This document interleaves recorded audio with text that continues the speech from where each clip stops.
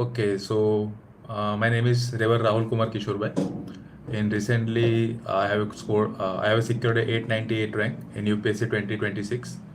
इस वीडियो में हम लोग बात करेंगे मेरी थोड़ी जर्नी के बारे में and about the strategy and etcetera, जिससे आप लोग यूपीएससी को क्रैक करने में आपको हेल्प मिल सकती है. So will start with my introduction. As I said, my name is Rever Rahul Kumar Kishore Bhai. I was born and brought up in Ahmedabad, Gujarat. मैंने अपना ग्रेजुएशन बैचलर डेंटल सर्जरी में से किया है. आफ्टर कंप्लीटिंग माय इंटर्नशिप 2018 में मैंने graduation के बाद में यूपीएससी प्रिपेयर करना स्टार्ट किया था. So I have been preparing for past 5 to 6 years almost. So covid era के आसपास मैंने प्रिपरेशन स्टार्ट की थी एंड रिसेंटली 2025 की एग्जामिनेशन में I have secured the rank 898. सो मेरी जर्नी के बारे में थोड़ी बात करते हैं. सो कॉलेज ख़त्म होने के बाद मैंने सबसे पहले थोड़ा बहुत जाना कि यूपीएससी क्या होता है. Actually my father is in GISF, that is Gujarat industrial security force, and my mother is the housewife. So मेरे फादर की एक बार पोस्टिंग एक IAS ऑफिसर के वहाँ पे हुई थी as a security force.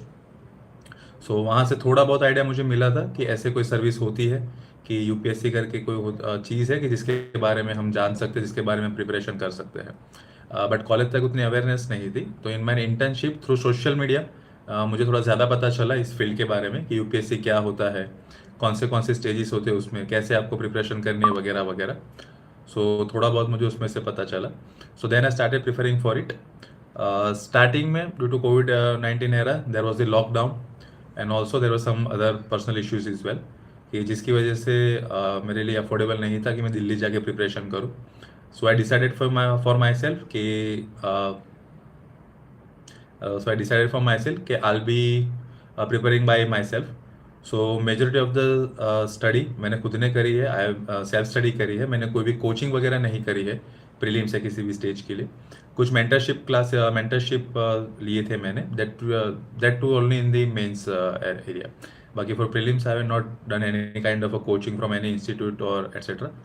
So starting में थोड़ा डिफिकल्ट रहा obviously. So in this 5 to 6 year of preparation मैंने 3 मेंस लिखे यूपीएससी की and this was my second interview as well. इससे पहले मैंने 2023 में इंटरव्यू दिया था, जहाँ पे मेरा फाइनल सिलेक्शन 1 मार्क से रुक गया था. I was just 1 mark short of the final merit. तो काफ़ी एक हार्ट ब्रेकिंग सा था. But due to this particular thing I also got the opportunity कि थ्रू द प्रतिभा सेतु कि मुझे स्पोर्ट्स अथॉरिटी ऑफ इंडिया में इंटरव्यू का मौका मिला था. एंड वो क्लियर करने के बाद today I am under the training as the assistant director in sports authority of India. So उसके बाद में मैंने अटेम्प्ट्स दिए एंड फाइनली 2025 में मेरा सिलेक्शन हुआ था. तो ये मेरी एक ब्रीफ एक जर्नी रही यूपीएससी. इसके साथ ही मैंने स्टेट पीसीएस की भी प्रिपरेशन करी है. In state PCS also I have given 5 mains and also appeared 2 times in the interview. तो मैंने दोनों साइड साइमल्टेनियसली हम मान सकते हैं कि मैंने प्रिपरेशन करी थी. दोनों के कहीं ना कहीं स्टेजेस सिमिलर से ही होते हैं, prelims, mains and also the interview. I will be discussing my strategy in the brief कि तीनों में मैंने क्या क्या स्ट्रेटजी लगाई थी एंड कौन सी बुक्स एंड रिसोर्सेज मैंने पढ़े थे. एंड कुछ क्वेश्चन आपके जो लास्ट में हम लोग टैकल करेंगे. Like I am saying some question कि 50-50 में आके अटक जाते हैं या स्ट्रेटजी क्या रही. I will be shedding light upon all of that. So first let me discuss it from the my point of view. उसके बाद अगर कोई क्वेश्चन आपके बचते हैं so will definitely discuss it. उसके कमेंट सेक्शन में पढ़ूंगा और मैं आपको आंसर दूंगा उस चीज़ के. Okay. So first and foremost अगर तीनों स्टेजेस की बात की जाए तो तीनों स्टेजेस भले अलग अलग है लेकिन कहीं ना कहीं प्रिपरेशन इनके एक साथ क्लब करके हम मान सकते हैं. बट तीनों स्टेजेस में हमें थोड़ा थोड़ा उसका पॉइंट ऑफ व्यू चेंज करना रहता है. फॉर एग्जांपल प्रीलिम में हम सेम ही सब्जेक्ट पढ़ेंगे, मेंस में वही सेम सब्जेक्ट हमें फिर से उसका आंसर राइटिंग करना है. Yes there be some addition, थोड़े बहुत एडिशंस रहेंगे जैसे कि इंडियन सोसाइटी, सिक्योरिटी का हो गया, एथिक्स हो गए एंड अदर सब्जेक्ट्स कि जो हम प्रीलिम में उतना कवर नहीं करते. अपार्ट फ्रॉम दैट सारे के सारे जो भी सब्जेक्ट है हम लोग मोस्टली रिपीटेटिव मान सकते हैं. तो ऐसे अलग अलग स्टेजेस भले रहे लेकिन प्रिपरेशन कहीं ना कहीं हम क्लब करके साथ में उसे समझ सकते हैं. बट स्ट्रेटजी थोड़ी थोड़ी हमें चेंज करनी पड़ेगी. First I will be discussing about the prelims. As you know, अगर आज के एरा में बात की जाए तो सिंस पास्ट फ्यू ईयर्स जो सबसे अनप्रिडिक्टेबल स्टेज रहा है इस पर्टिकुलर एग्जामिनेशन का, that is with the prelims. Right. नहीं पता चलता काफ़ी बार कि क्वेश्चन कहाँ से आ रहे हैं. काफ़ी बार बहुत ही क्लोज आके मेरिट मिस हो रहे हैं. ये तो काफ़ी बार अनप्रिडिक्टेबल सा ही रिजल्ट हमारे सामने आता है. क्वेश्चन भी कुछ कुछ ऐसे आ जाते हैं कि हमें नहीं समझ में आता, इसे कवर कहाँ से करें। ओके, सो फॉर प्रीलिम्स मेरी स्ट्रेटजी बहुत ही सिंपल रही। जो 3 मैंने प्रीलिम्स क्लियर करी, तीनों में मैंने एक स्ट्रेटजी फॉलो की थी जिसे हम लोग जीप स्ट्रेटजी बोलते हैं, GEEP, that is geography, environment, economy and polity. ये 4 आपके ऐसे सब्जेक्ट है कि जो आपका कोर बनाते हैं। It is kind of static, तो स्टेटिक सब्जेक्ट आपके रहेंगे। इसमें से मैक्सिमम क्वेश्चन आने के चांसेस रहेंगे। आप लोग किसी भी साल के पेपर्स को देख ले, मैक्सिमम यही पेपर यही सब्जेक्ट में से आपको क्वेश्चन देखने को मिलेगा, राइट। मैंने आज तक किसी को बोलते हुए नहीं सुना कि करंट अफेयर्स कम आता था इसकी वजह से प्रीलिम्स मिस हो गया, या तो कोई ऐसे सब्जेक्ट जो इतने इंपॉर्टेंट नहीं है उसमें हमारा गलत हुआ इसकी वजह से आ गया। बट अगर ये जो 4 स्टेटिक सब्जेक्ट की मैंने बात करी, अगर ये 4 स्टेटिक सब्जेक्ट में आपके यहाँ गलत हो रहे हैं या ज़्यादा गलत हो रहे हैं, देयर आर हाई चांसेस कि you will gonna miss the prelims.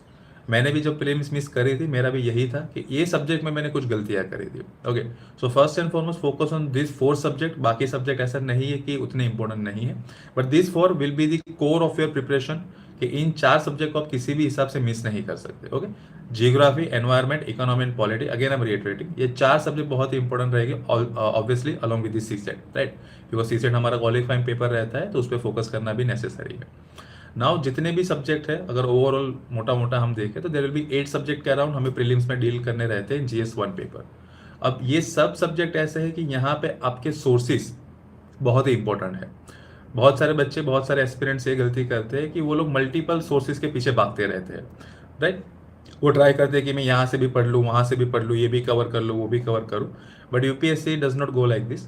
यहाँ पे बहुत इंपॉर्टेंट है कि आप लोग अपने सोर्सेज को फाइनलाइज करिए। वो सोर्सेज ऐसे होने चाहिए जो स्टैंडर्ड सोर्सेज हो, लेकिन throughout the preparation, throughout your journey आपको सोर्सेज के साथ जुड़े हुए रहना है। You do not need to have multiple sources, but एक ही सोर्स का मल्टीपल रिवीजन आपको करते रहना पड़ेगा। That will be much beneficial rather than going around और running behind many sources, right. So उसको पढ़ते रहिए, उनको बार बार रिवाइज करते रहिए। Now the second important stage is the implementation. First was the gaining of the knowledge, जो आप लोगों ने बुक्स में से ले लिया। मल्टीपल रिवीजन करेंगे, बुक्स याद रह जाएगी, उतनी बड़ी बात नहीं है। व्हाट मैटर्स कि क्या आप उसका इम्प्लीमेंटेशन उतने अच्छे से कर पाते हैं कि नहीं कर पाते, राइट। काफ़ी बार ये होगा, जो प्रीलिम्स में होता होगा कि काफ़ी बार हाफ नॉलेज तक हम लोग आ पाते होंगे, 1-2 एक्स्ट्रा ऑप्शन को एलिमिनेट कर पाते होंगे, लेकिन इस लास्ट 2 में हम लोग फंस जाते होंगे। इसका एक रीज़न ये भी है कि काफ़ी बार हम पढ़ते पढ़ते ये ध्यान नहीं देते कि कौन से इंपॉर्टेंट एस्पेक्ट्स है जिसमें से यूपीएससी क्वेश्चन पूछ रहा है। हम पढ़ते ही रहते हैं, लेकिन उसका इंप्लीमेंटेशन नहीं करते। तो इंप्लीमेंटेशन इज वेरी नेसेसरी। इसके लिए आपको मल्टीपल टेस्ट सीरीज लगानी पड़ेगी, राइट। टेस्ट सीरीज लेके आइए, उसके एवोल्यूशन करिए और सेल्फ एवोल्यूशन करिए कि कहाँ पे गलतियाँ हो सकती है। मोस्टली प्रीलिम्स में जो गलती होती है वो 4 रीज़न मैंने आइडेंटिफाई करे थे मेरे लिए। या तो ये हो सकता है कि मुझे वो टॉपिक ठीक से समझ में नहीं है, मेरा कंसेप्ट क्लियर नहीं है। सेकेंड कैन बी कि मैंने उसका अच्छी तरह से रिविजन नहीं किया है। थर्ड, हाफ नॉलेज, कि मैंने उसे पढ़ा है लेकिन सारा नहीं पढ़ा, मैंने कुछ कुछ इंपॉर्टेंट चीज़ें पढ़ी, कुछ कुछ छोड़ दी, तो वो हाफ नॉलेज भी हमें यहाँ पे करेक्ट ये कर सकता है। Fourth and final, it can be some silly mistake, या तो मैंने राइट रॉन्ग में मिस्टेक कर दी, या तो मैंने ऐसे कोई क्वेश्चन पढ़ने में मिस्टेक कर दी। तो ये 4 मेन रीजन हो सकते हैं जिसके से प्रीलिम में काफ़ी बार हमारी स्ट्रेटेजी बैकफायर करती है, हमें उतने अच्छे रिजल्ट्स नहीं मिलते। So stick to one source, उसे ठीक से इंप्लीमेंट करिए, उसे बार बार पढ़ते रहिए और उसके टेस्ट सीरीज लगाते रहिए। You can go for the sectional test first start के लिए, उसके बाद में you can go for the full length test. और सेक्शनल टेस्ट हो गया, फुल लेंथ टेस्ट हो गया, आप लोग उसे यूपीएससी के एनवायरनमेंट में ही दीजिए। मतलब जितने टाइम आपको मिलता है, जो 2 आवर्स मिलते हैं, उसे प्रैक्टिस करिए कि 2 आवर्स में ही हमें वो करना है। और एग्जाम टाइम अगर हो पाए, सो जो एग्जामिनेशन के टाइमिंग्स रहते हैं उसी टाइम में अपने ब्रेन को थोड़ा कंडीशन कीजिए कि उसी टाइम में आपको आंसर PYQ सॉल्व करने हैं, उसी टाइम में आपको MCQ सॉल्व करने हैं। इन लास्ट 1 मंथ और सो जब प्रीलिम पास में होती है, so focus should not be on the test series but the focus should be on the PYQs। UPSC के पिछले 10 साल के PYQ उठाइए, उन्हें बार बार उसे रिवाइज करते रहिए, उसे बार बार उसे सॉल्व करने का ट्राई करते रहिए। यहाँ पे ये गलती मत करना कि एक बार कर दिया तो आपको ये लगेगा कि ठीक है मुझे आता है, ठीक है, ऐसा ज़रूरी नहीं है। ओके, उसका एक मोटो ये रहता है कि आपका ब्रेन उस हिसाब से कंडीशन होगा कि this is how UPSC is trapping us और this is how UPSC is asking questions. तो उस पर हम ज़्यादा फोकस करेंगे, उस पर हम ज़्यादा ध्यान देंगे। अगर एक बार आपने किया तो आपको पता भी चलेगा कि इस टॉपिक में ये पर्टिकुलर चीज़ है जिसके बारे में मुझे ज़्यादा पढ़ने की ज़रूरत है, या ये लाइन में मिस कर गए, या पॉइंट मैंने ठीक से बुक में से नहीं पढ़ा होगा, बुक में ही वो पॉइंट कहीं ना कहीं, बट हम स्टार्टिंग में उतना ध्यान नहीं देते उसकी वजह से। तो जितना प्रैक्टिस करेंगे उतना खुद को समझते जाएंगे, उतने यूपीएससी के ट्रिक्स को समझते जाएंगे, उतने यूपीएससी के ट्रैप्स को समझते जाएंगे, और वो सक्सेसफुली आपका जो रेशियो होगा वो आपका धीरे धीरे धीरे इंप्रूव करता जाएगा। अगर मान लीजिए एक्यूरेसी 50% है, धीरे धीरे 60% होगी, 65-70% उसके आसपास एक्यूरेसी होगी। एंड 70% एक्यूरेसी एक अच्छी एक्यूरेसी मान सकते हैं, बिकॉज अल्टीमेटली बात यही है कि हमें 200 में से 200 या 200 में से 150 स्कोर नहीं करना है। मेरिट अगर देखें तो जनरली मेरिट 90-95 के आसपास रह रहा है पिछले कुछ सालों से। ओके, सो बेसिकली 50% जो स्कोरिंग है उतना हो गया तो भी हम प्रीलिम्स क्लियर कर सकते हैं। तो 70% 75% accuracy is good accuracy, but वो ऐसे ही सॉल्व कर करके आएगी। ओके, पीवाईक्यू से एक चीज़ ये भी हो सकती है कि हम लोग थीम को समझ सकते हैं कि नेक्स्ट ईयर कौन से टॉपिक्स यूपीएससी ज़्यादा पूछेगा। नॉर्मली ये भी होता है कि अगर इस साल मान लो कि एक क्वेश्चन आया, उसके 4 ऑप्शंस थे, तो उन चारों 4 ऑप्शन के बारे में भी पढ़िए। अगर किंग के बारे में कोई क्वेश्चन आया है, बेसिकली एक क्वेश्चन था कि अकबर 2 के बारे में एक क्वेश्चन था, तो अकबर के आसपास जितने भी 3 और राजा के नाम थे, वो सारे king that are equally important for the next prelim, क्योंकि हो सकता है उन्हीं में से किसी एक किंग के बारे में यूपीएससी नेक्स्ट ईयर सवाल पूछ सकता है। और बहुत बार तो थीम रिपीट भी होती है, या बहुत बार उसी के बारे में बार बार पूछा भी जा सकता है। So PYQ analysis is a kind of, आप मान सकते हैं कि PYQ is kind of a Gita of UPSC, कि आपको भगवत गीता की तरह उसे पढ़ना है, भगवत गीता की तरह उसे होली बुक की तरह लेना है, और मल्टीपल टाइम उसको सॉल्व करते रहना है। Okay, next let's come to mains. Mains में the most important thing is answer writing. Okay, बहुत सारा पढ़ना आपने ऑलरेडी प्रीलिम्स में कर दिया है, अब मेंस में इट इज़ नॉट नेसेसरी कि आप बहुत ज़्यादा पढ़े। मेंस में it is all about the answer writing. आप कितनी ज़्यादा आंसर राइटिंग कर सकते हैं वो आप पे है, कितने अच्छे से करेंगे वो धीरे धीरे धीरे इंप्रूव होगा। ओके, अब मेंस की आंसर राइटिंग करनी हो तो मुझे प्रीलिम और मेंस के बीच में 3 महीने मिलते हैं। Now I can not expect myself कि मैं वहाँ जाऊँगा, I start preferring all the subject, then I make notes and then I'll go for the answer writing. I don't have time for this many things, right? So it is very much necessary कि you should have notes of everything. Before the day of the results of the prelim, you should have the notes of everything. You should have notes of the subject कि जो लोग आप prelim में cover नहीं करोगे, society, internal security, ethics का subject हो गया, या GS3 में भी जो कुछ सब्जेक्ट आते हैं, या पब्लिक एडमिनिस्ट्रेशन के सब्जेक्ट हो गए, इंटरनेशनल रिलेशन वगैरह, ये कुछ ऐसे सब्जेक्ट्स है कि जो हम प्रीलिम में उतना फोकस नहीं करते, लेकिन मेंस में इनका वेटेज बहुत ही बढ़ जाता है। तो इनकी एक नोट्स, एक क्रिस्प नोट्स आपके पास होनी चाहिए कि जैसे ही मेंस आए मैं तुरंत ही उसे रिवाइज करूँ, तुरंत ही मेरे आंसर राइटिंग स्टार्ट कर दूँ। अब आंसर राइटिंग स्टार्ट करने में भी ऐसा नहीं है कि आपको फुल लेंथ पेपर ही लिखने हैं। You can go for 2 to 5 question per day, या हर 2 दिन में 2-5 क्वेश्चन आप लोग लिख सकते हैं। You can go through this process, धीरे धीरे धीरे राइटिंग स्पीड बढ़ेगी, धीरे धीरे धीरे ब्रेनस्टॉर्मिंग करते जाएंगे, वैसे आपका माइंड ओपन अप होगा, अल्टीमेटली आप फुल लेंथ टेस्ट को कर सकते हैं। ठीक है, but answer writing is very much necessary. अगर मेंस में ये सोच रहे हैं कि सिर्फ पढ़ते जाएंगे so you not gonna crack the mains, वो बहुत डिफिकल्ट हो जाएगा। अगर फुल लेंथ टेस्ट नहीं लिखी है, some of my colleagues have done this particular mistake, they have not gone through this test and etcetera, right. वो बहुत पढ़े, बहुत रिवीजन के, लेकिन लिखने की प्रैक्टिस नहीं थी, ultimately they fail the mains, उनका मेंस क्लियर नहीं हुआ था। So don't this particular mistake, ये मिस्टेक मत करिएगा। Second, optional, if you want to crack the UPSC, the optional should be like by heart. उसमें आपके पास कोई भागने का स्कोप है ही नहीं, आपको कंप्लीटली ध्यान रखना है कि एकदम अच्छे से उस ऑप्शनल को करके जाना है। ठीक है, अब ऑप्शनल का भी सेम ही है। ऑप्शनल के लिए I would say you need to have some sort of class. उसके लिए आपको किसी की हेल्प लेनी पड़ेगी, किसी क्लासेस को ज्वाइन करना पड़ेगा, क्योंकि ऑप्शनल खुद से प्रिपेयर करना is all together a different ball game, and I would not suggest anyone कि खुद से प्रिपेयर कर लो, वो बहुत ही डिफिकल्ट है। मे बी थाउजेंड्स या लाख्स में एक बच्चा होगा जिसने खुद से प्रिपेयर करके वो करा होगा, right. But there will be some form of background behind this particular aspirant, so I would not suggest कि ऐसे कुछ करिए। गो फॉर दी क्लासेस, एक क्लास अच्छे लीजिए, उसको ले लीजिए, right. For example my option was the literature of Gujarati, so Gujarati literature मेरा ऑप्शनल रहा है, लिटरेचर ऑफ गुजराती लैंग्वेज। तो उसके एक क्लासेस मैंने करे हैं, एज आई सेड स्टार्ट है, मैंने प्रीलिम वगैरह के लिए कोई क्लास नहीं करे, बट ऑप्शनल के क्लासेस मैंने करे थे। So before I was about to go for the prelims, मेरे ऑप्शनल के नोट्स सारे रेडी थे, and I was well prepared, well versed with the optional since my first mains, जो मैंने 2020 में मेरी फर्स्ट मेंस लिखी थी, तब से ऑप्शनल में I was well versed with it. So optional को आप नहीं छोड़ सकते कि लास्ट में प्रिपेयर करेंगे, उसे पहले से प्रिपेयर करके रखना होता है। ठीक है, तो उसकी भी वही सेम स्ट्रेटजी रहेगी, उसकी नोट्स बनानी पड़ेगी, मल्टीपल टाइम रिवीजन करते रहना पड़ेगा, और उसे अल्टीमेटली आंसर राइटिंग के फॉर्म में कर पाएंगे। ठीक है, तो ये इतना आप कर सकते हैं। Let's come to the personality stage, the third and final stage. This year I was able to score 200 in my personality test जो इस बार हुआ. मेरा बोर्ड संजय वर्मा सर का बोर्ड रहा था कि जिन्होंने मुझे 200 मार्क्स दिए थे इस बारी. सो आई जस्ट ब्रीफली से कि मेरी स्ट्रेटेजी क्या रही थी इस पर्टिकुलर चीज़ में. पर्सनालिटी स्टेज में आई पर्सनली बिलीव कि जितने आप ऑनेस्ट रहोगे, जितने आप ट्रू टू योर सेल्फ रहोगे, तो उतना आप अच्छे से वहाँ पे प्रिपेयर अपने आप को ज़्यादा अच्छे से वहाँ पे पोर्ट्रे कर सकते हैं. आपके थॉट्स उतने अच्छे से आप लोग वहाँ पे पोर्ट्रे कर सकते हैं. फर्स्ट जो इंटरव्यू मेरा 2023 में रहा था, वहाँ पे मेरे 160 अराउंड कुछ स्कोर आया था. So what I have done to increase the score, मैंने दो चीज़ें करी थी. फर्स्ट एंड फॉरमोस्ट मैंने इस बार करंट अफेयर्स पे थोड़ा ज़्यादा ध्यान दिया था. और करंट अफेयर्स से मेरा मतलब ये नहीं कि मैंने सिर्फ न्यूज़ पढ़ी थी. I have gone through the analysis of this particular issue. जितने भी बड़े बड़े इशू चल रहे थे, एडिटोरियल्स से, मल्टीपल वीडियोस से, there was Rajya Sabha debates and etcetera, कि जहाँ से मैंने उसका पूरा एनालिसिस किया था. क्योंकि मैं ये समझ चुका था कि इंटरव्यू में they will be asking about my opinion.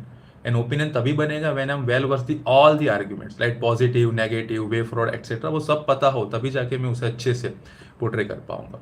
तो मैंने एक ये चीज़ की थी. सेकंड मैंने ये चीज़ की थी कि मैं बहुत मैकेनिकल नहीं हुआ.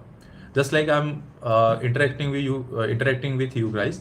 मैंने बस इसीलिए ऐसे ही करा था. वहाँ पे भी इंटरव्यू में मेरा यही था कि जितने ऑनेस्टली, जितनी हम्बलनेस के साथ में अपने थॉट्स को पोर्ट्रे कर पाऊँ, मैं उतना करूँगा.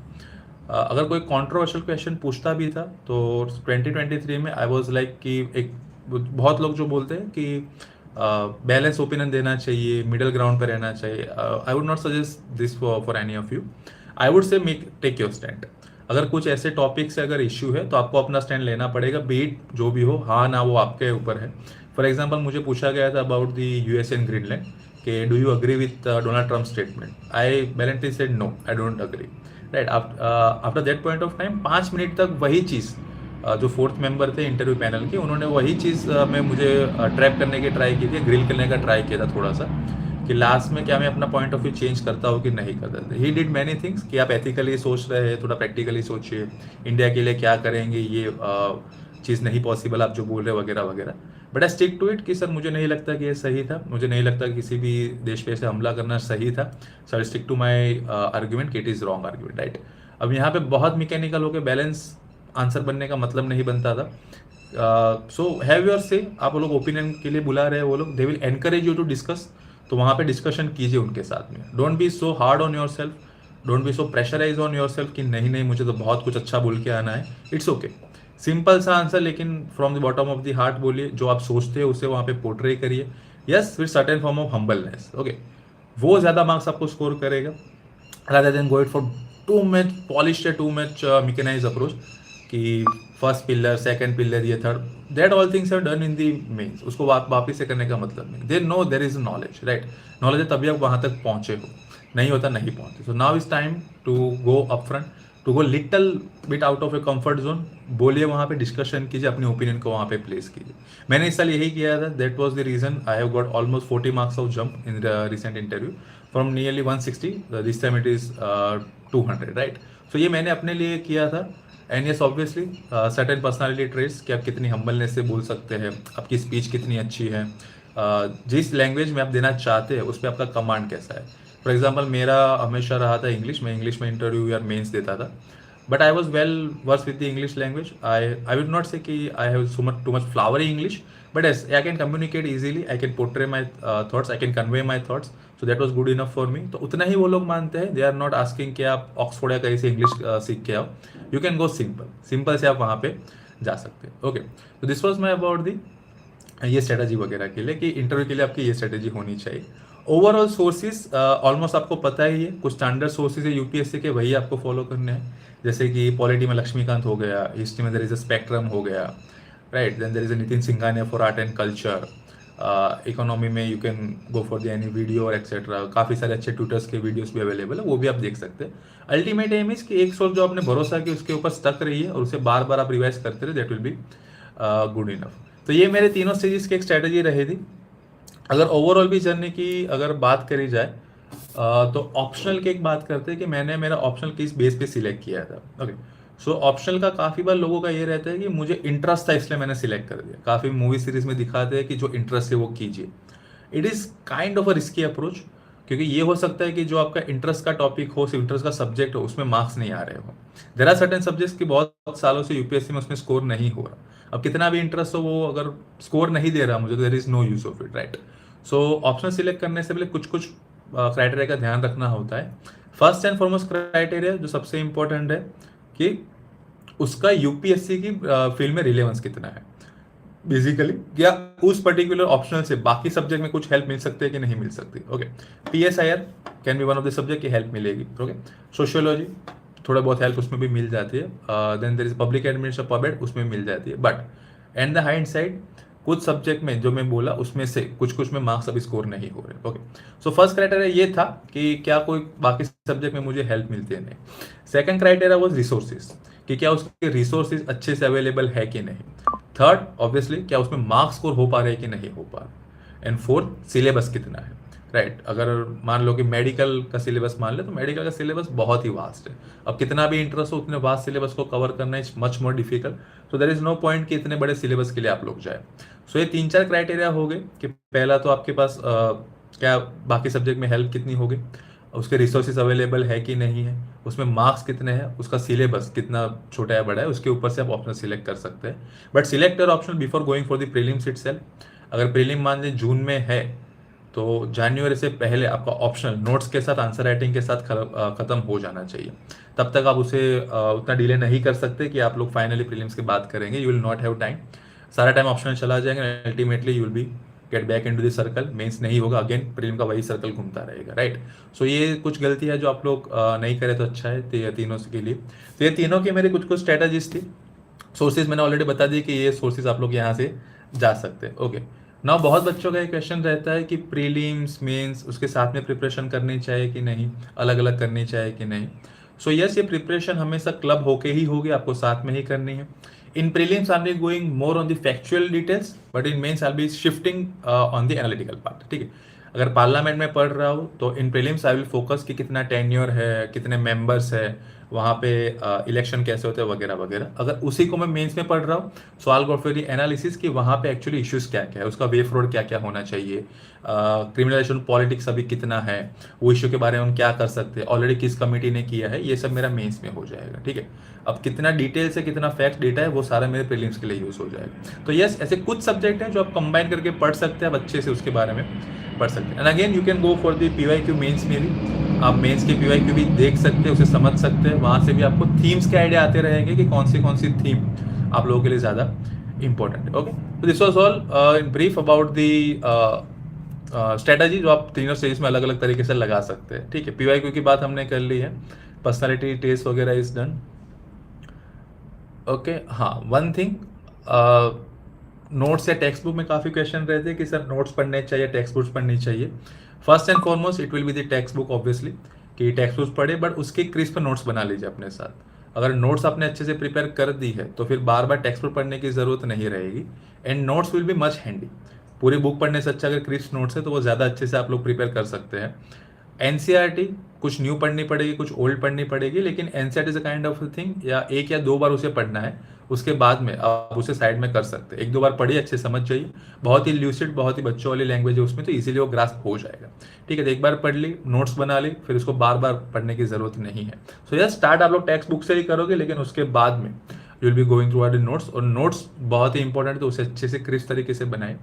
ये एक गलती मैंने स्टार्टिंग में करी थी कि मैंने नोट्स नहीं बनाए थे, और उसने मुझे काफ़ी एक जर्नी में काफ़ी हैम्पर किया है। सो आई वुड सजेस्ट कि उसके नोट्स अच्छे से आप लोग बनाइए, फर्स्ट सेकंड रीडिंग में अच्छे से नोट्स बना लिए, सो बार बार उसको आपको टेक्स्ट बुक में ज़्यादा नहीं जाना पड़ेगा, यू कैन बी सेटिस्फाइड कि हम लोग नोट्स पढ़ के भी ये कर सकते हैं।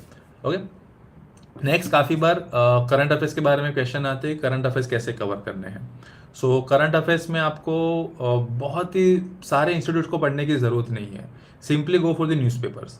ओके, न्यूज़पेपर्स में से ज़्यादा करंट अफेयर्स आप पढ़िए, क्योंकि यूपीएससी किसी पर्टिकुलर इंस्टीट्यूट में से उठा के करंट अफेयर्स के क्वेश्चन नहीं पूछता। वो जो आपके न्यूज़पेपर्स होते हैं जो वर्ल्ड में करंट अफेयर्स चल रहे उसमें से कोई ना कोई क्वेश्चन उठा के पूछेगा, राइट। सो उस पर ज़्यादा फोकस करें न्यूज़पेपर वगैरह पे।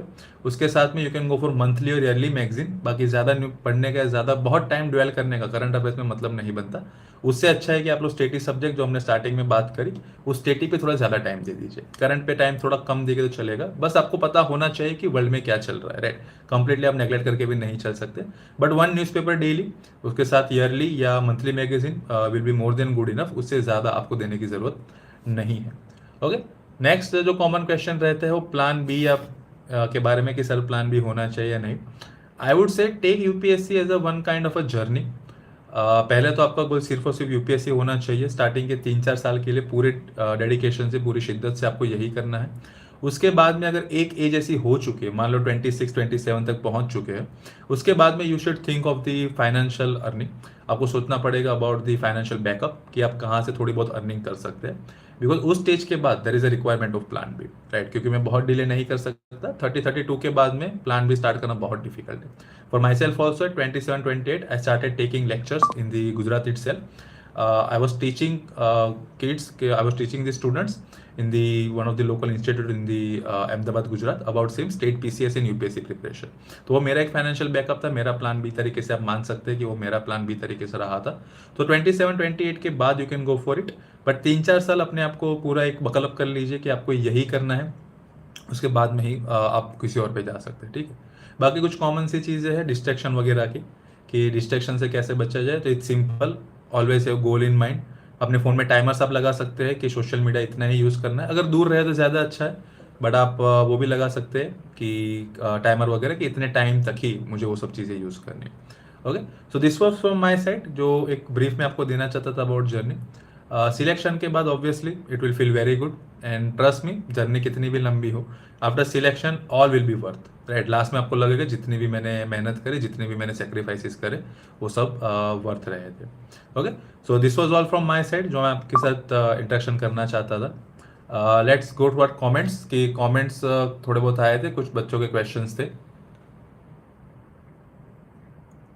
ओके, सो कुछ क्वेश्चन थे। फर्स्ट क्वेश्चन वॉज कि 50-50 प्रीलिम्स क्वेश्चन, उसमें बहुत गलत हो रहे हैं। ओके, सो इसका यही रहता है कि 50-50 क्वेश्चन हमारे तब गलत रहते हैं कि जब हम टॉपिक समझे लेकिन उतना अच्छे से नहीं समझे हैं। हम एक ऑप्शन को एलिमिनेट कर पा रहे हैं लेकिन बाकी दूसरे तीसरे ऑप्शन में फंस जाते हैं, ठीक है। अब यहाँ पे काफ़ी बार ये भी हो सकता है कि लैक ऑफ रिवीजन की वजह से आपके हुआ हो, ये सबके साथ होता है, there is no shame in it. तो एक देखिए कि क्या आप रिवीजन कम लगा रहे उसकी वजह से हो रहा है। सेकंड, अगर 50-50 में फंस रहा है आपका क्वेश्चन, तो there will be some tricks and technique जो यूपीएससी यूज करता है। जैसे कि बहुत एक्सट्रीम होगा तो वो गलत होगा, जैसे कुछ डेटा वो गलत दे सकता है। तो दिस ऑल स्टफ आपको लॉजिकल गैसिंग से वहाँ पे जाना पड़ेगा।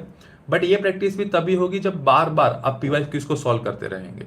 अगर बार बार पीवाईक्यू को सॉल्व करें तभी जाके ट्रैप समझ में आएगा, और तभी जाके आप लोग यूपीएससी की ट्रैप्स को पकड़ सकते हैं। तो बार बार प्रैक्टिस करते रहिए, बार बार उसकी टेक्स्ट और मॉक लगाते रहिए। पीवाईक्यू करेंगे तो it will be much better, लेकिन बाकी टेस्ट सीरीज भी आप यूज कर सकते हैं। Okay, second question, second question was about, okay, optional का हो गया है। My medium was English. Okay, differently in mains. So Aman, in mains what I have done differently this time, I have focused much more on the answer writing. ठीक है, 23 में भी आई have done lot of answer writing, but this time I focus much more on the answer writing. और इस बार मैंने ऐसे subject में ज़्यादा भी ध्यान दिया था कि जो मैंने उतने अच्छे से प्रिपेयर नहीं किए थे। फॉर एग्जाम्पल वर्ल्ड हिस्ट्री, काफ़ी बार लोग इसे स्किप करके जाते हैं, बट 2-3 साल से इट हैज़ बिन ट्रेंड कि ये ज़्यादा वर्ल्ड हिस्ट्री में से क्वेश्चन आ रहा है, तो मैंने वो थोड़ा चेंज किया था। सेकंड, मैंने टेस्ट सीरीज ज़्यादा लगाई थी इस बार, मैं ज़्यादा लिख रहा था, ज़्यादा पेपर को एवेल्युएट करवा रहा था, so that I can understand my self. बाकी ऐसा बहुत कुछ डिफरेंट नहीं किया यार। तो इतने 3 जो मेंस दिए, मोर और less my approach was the same, कि मैं आंसर राइटिंग करूंगा, ज़्यादा फोकस उसी पे करूंगा, और उसी हिसाब से मैंने इस बारे भी प्रिपरेशन करी थी। बस आंसर राइटिंग थोड़ी मैंने इंटेंसिटी उसकी थोड़ी ज़्यादा रखी थी। ओके ओके यार, ये दिल्ली जाना है कि नहीं जाना है या ऑनलाइन कोचिंग करनी है, it is completely individual choice, वो काफ़ी सब्जेक्टिव रहता है। Look for the financial resources, look for the अगर फाइनेंशियल रिसोर्स अफोर्डेबल है, you can go to Delhi. अगर बट आजकल ऑनलाइन लेक्चर्स भी ऑलमोस्ट मोर और लेस सेम आपको मिल जाएंगे, सो दिल्ली जाना नेसेसरी नहीं है। Yes, there was one particular time जहाँ पे दिल्ली में ही सिर्फ प्रिपरेशन हो सकती थी, but now days it is not compulsory. अगर नहीं जाओगे तो भी चलेगा, यू घर में बैठ के भी आप आराम से कर सकते हैं, राइट। पर अगर दिल्ली जाना भी है तो have that particular thing in mind कि 1-1.5 साल में जब आपका ख़त्म हो जाता है उसके बाद आप वापस आ जाएगा, क्योंकि आजकल दिल्ली में उतना रहने का मतलब नहीं दिख रहा है, because there are lots and lots of distraction जो आपको वहाँ पे मिल जाएंगे। So it's better go for it, syllabus खत्म करो, वापस आ जाओ, अपने होम टाउन से प्रिपरेशन कर सकते हैं। ऑनलाइन में कोई दिक्कत नहीं है, you can easily go by it, same courses मिलते हैं। बस खाली ये है कि ये देखना कि ऑनलाइन में क्या आप जो सर पढ़ा रहे हैं उससे इंटरेक्शन कर पा रहे हैं कि नहीं कर पा रहे, बिकॉज अगर आप क्वेश्चन नहीं पूछ पा रहे तो अल्टीमेटली उस क्लासेस के मतलब नहीं रहेंगे। ओके, सो एक बेनिफिट ऑफलाइन में ये रहता है कि कंटिन्यूसली फोकस रहेगा एंड कंसिस्टेंसी ऑफलाइन में ज़्यादा रहती है, क्योंकि ऑब्वियसली सर हमारे सामने होते हैं तो एक अकाउंटेबिलिटी इंश्योर हो जाती है, उनकी भी और हमारी भी, हम दोनों साइड से अकाउंटेबिलिटी इंश्योर कर सकते हैं। Okay, that is the only difference. बाकी घर में बैठ के अगर आप अच्छे से कंसिस्टेंटली कर पा रहे हैं तो घर पे बैठ के कीजिए, कोई इशू नहीं है। अगर बाकी सब जैसे मैंने फैक्टर्स की बात की वो अलाउ कर रहे हैं तो you can go for the Delhi also.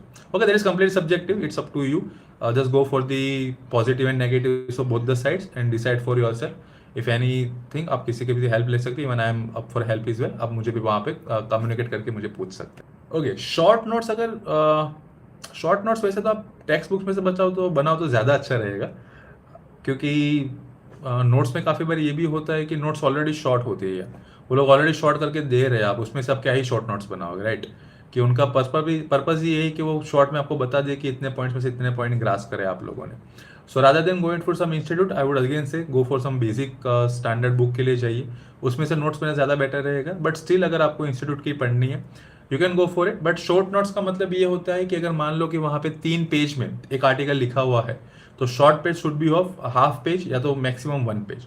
तो इसमें आप खाली कीवर्ड्स लिखेंगे, you will no go for the entire sentence, right. आप कीवर्ड्स लिखेंगे, साइड में कुछ डेटा लिखेंगे, साइड में कुछ कमिटे के रिपोर्ट्स लिखेंगे, जो वैल्यू एडिशन का पार्ट होता है वो आपके शॉर्ट नोट्स का ज़्यादातर हिस्सा कवर करना चाहिए, राइट। बाकी कुछ जो नॉर्मल से ही है, आपको अल्टीमेटली एक मल्टी डायमेंशनल अप्रोच के जाना है, you can go by the वही सेम जो पुराने का अप्रोच है वो भी जा सकते हैं, राइट। कि पॉलिटिकल पॉइंट लिखा, हिस्टोरिकल लिखा, इकोनॉमिकल लिखा, बट वो थोड़ा सा पुराना हो चुका है, राइट। सो वो आप नहीं करेंगे तो भी चलेगा। There is a PESTLE approach जो ये बहुत पुराना सा हो चुका है, right. Polity, economy, then there is science and technology, social, environment and legal and so forth and so on. So वो आप कर सकते हैं मल्टी डायमेंशन के लिए, ठीक है। और भी कुछ अप्रोचेस है जो आप जैसे प्रैक्टिस करेंगे वैसे वैसे आपको ज़्यादा उसमें अंडरस्टैंडिंग बनती जाएगी। तो शॉर्ट नोट्स बनाए खाली कीवर्ड्स की, कि सोशल में ये पॉइंट, पॉलिटिकल में ये पॉइंट, उतना इनफ रहेगा। Along with that data, committee reports, अगर करंट अफेयर्स में कोई उसके आसपास की हैपनिंग हुई तो उसके बारे में आप वहाँ पे शॉर्ट नोट्स बना सकते हैं। रादर देन नेट बहुत ज़्यादा बल्कि नोट्स भी मत बनाना, बाकी अगेन उसका कोई मतलब नहीं रहेगा। ओके, PSR के लिए देर इज सर्टेन क्लासेस जो आप कर सकते हैं, राइट। मेरा PSR ऑप्शनल नहीं रहा, but as far as I know there is, if I am not wrong, there is Shubhra Ranjan ma'am जिनके PSR के क्लासेस काफ़ी फेमस है, राइट। सो आप वो कर सकते हैं। मेरे काफ़ी फ्रेंड जिनके PSR था, जहाँ तक मुझे आइडिया वो लोग वहीं सीखते हैं। आई एम नॉट श्योर कि वही नाम है, but there is I think PSR के लिए वही है कि जिनकी नोट्स वगैरह उनकी क्लासेस काफ़ी फेमस है, तो आप कर सकते हैं। ऑप्शन में यही है कि 2-3 अच्छे अच्छे लेक्चर्स आपको मिल जाएंगे, वहाँ पे आपको कोई भी एक सिलेक्ट करना है, उसको अच्छे से फॉलो करना है, राइट। वो उतना डिफिकल्ट नहीं रहेगा। अपने जो भी ऑप्शनल हो वो किसी भी ग्रुप में आप डाल सकते हैं, वहाँ पे काफ़ी इन्फॉर्मेशन आपको मिल जाएगी PSI के बारे में। और PSI में ये है कि उसका सिलेबस एक स्टेटिक सा सिलेबस नहीं है, वो डायनेमिक सा है, तो हर साल उसमें एडिशन होता रहेगा, राइट।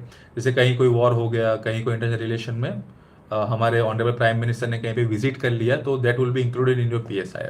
तो वो ऐसा है कि इवोल्यूशन टाइप का एक सब्जेक्ट है कि बार बार आपको उसको कवर करते रहना पड़ेगा, तो आपको बार बार उसके बारे में प्रिपरेशन वगैरह करते रहनी पड़ेगी, right. But yes, go sir तो शुभ्रा रंजन मैम, उनके वीडियोस वगैरह, उनके लेक्चर्स वगैरह काफ़ी फेमस है PSI कम्युनिटी में। अपार्ट फ्रॉम इंटरनेशनल रिलेशन के लिए you again need to focus on the newspaper, क्योंकि वहीं से मैक्सिमम चीज़ें आपको कवर कर देगी। See I can see the score is 67 and 75, relatively low scores I would say, not to be so much dishearten, ये भी अच्छा स्कोर है, काफ़ी लोग यहाँ तक भी नहीं पहुँच पाते हैं। प्रीलिम में अगर आपके इतने स्कोर आ रहे हैं तो first and foremost you need to identify your own mistakes, ठीक है। अपना खुद का पेपर लीजिए जो आपने दिया है, आंसर की साइड में रखिए, जो गलत क्वेश्चन थे उसे आइडेंटिफाई कीजिए, और उसमें भी ये रीज़न आइडेंटिफाई कीजिए कि वो क्यों गलत हो रहे हैं, ठीक है। Ultimately you will come up with some common mistakes जो हर लोग करते हैं, राइट। कुछ टॉपिक्स आपको ऐसे मिलेगी जो आपने कभी पढ़े ही नहीं होंगे, इट्स ओके। सब लोगों ने सब कुछ नहीं पढ़ा होता, सब कुछ कोई ना कोई चीज़ें नहीं पढ़ता। सेकंड ये होगा कुछ पढ़ा होगा और नहीं आ रहा होगा, ना हियर दी प्रॉब्लम स्टार्ट, कि अगर पढ़ा है फिर भी क्यों नहीं आ रहा, क्या कंसेप्ट समझ में नहीं आया, क्या रिवीजन उतने अच्छे से नहीं किया था, या उस टाइम उस पर्टिकुलर मोमेंट में वो सॉल्व करते करते कोई गलती कर दी। ओके, सो स्कोर अपडेट करने का भी जो हमने स्ट्रेटेजी डिस्कस की उसी के आसपास से रहेगा। मल्टीपल अपनी सबसे पहले तो सीरीज लगाते जाइए, सेक्शनल टेस्ट लगाते जाइए, उसके साथ ही फुल लेंथ भी लगाते जाइए। अगर पीवाईक्यू में आपको ये पता चलता है कि कोई पर्टिकुलर सब्जेक्ट आपका काफ़ी वीक जा रहा है, जैसे for my self economy was one of the subject जिसमें मुझे काफ़ी डिफिकल्टीज आती थी, तो उसकी मैंने सेक्शनल टेस्ट ज़्यादा लगाई थी rather than going for the full length test. मैं सेक्शनल ज़्यादा लगाता था, उसमें ज़्यादा प्रैक्टिस करता था। Okay, so identify for yourself कि कौन से सब्जेक्ट है जो आपको बहुत ही लो स्कोर करवा रहा है, उस पर ज़्यादा फोकस करिएगा, उसकी ज़्यादा टेस्ट वगैरह लगाएगा, it will be good enough, right. Second फिर मिस्टेक आपकी ये भी हो सकती है कि हो सकता है कि कुछ ऐसे क्वेश्चन है कि जो बहुत ईजी क्वेश्चन है, या कुछ ऐसे क्वेश्चन है कि वो सबको आते हैं बट आपने वहाँ पे कोई सिली सी मिस्टेक कर दी, आपने क्वेश्चन पढ़ने में मिस्टेक कर दी, या हो सकता है काफ़ी बार हम ओएमआर फिल करने में भी गलती कर देते हैं। ओके, सो ये सब कुछ हो सकता है। सो आइडेंटिफाई, बार बार प्रैक्टिस करते रहिए, पीवाईक्यूज करते रहिए, उससे आपको काफ़ी आइडेंटिफिकेशन होगा, देन यू कैन इम्प्रूव। और सेकंड रिवीजन में जितनी मिस्टेक हुई उसको ध्यान में रखते हो आप सेकंड एंड थर्ड रिवीजन आपका कर सकते हैं। ओके, चलिए, is there anything else? This was from all from my side. The last I would like to say कि take UPSC as a long term journey. Don't think of the T20 level IPL. It is a kind of a taste कि आपको continuously perseverance and patience के साथ चलते रहना पड़ेगा. It is a kind of a long journey. So don't pressure and burden yourself too much कि हम लोगों को एक ही साल में करना है, एक ही साल में करना है। अगर आप कर पाओ well and good, my best wishes are with you. बट जितने लोगों की स्टोरीज आपने देखी है, एक अटेम्प्ट में हो गया, 2 अटेम्प्ट में हो गया, there is ultimately 4 to 5 years of preparation behind that. Okay, so don't burden yourself too much. Just try to be as consistent as possible. Motivation शायद एक टाइम के बाद चला जाएगा, but focus on the consistency, focus on the patience. There will be failures. I hope you all get success in very like quick manner, but there will be failures. So disheartened नहीं होना है. Talk with your friends, talk with your family. It will be of the great help. Right, तो आएंगे failures आएंगे, but it ultimately is about you कि आप कितने टिके रहे थे, कितने आप उसके साथ जुड़े रहे थे। Okay, okay, so this was all from my side. If there is anything I am here to help, we can communicate, I will be there for any help, जितनी हेल्प मैं कर पाओगे। ओके, चलिए, so will end this, bye bye.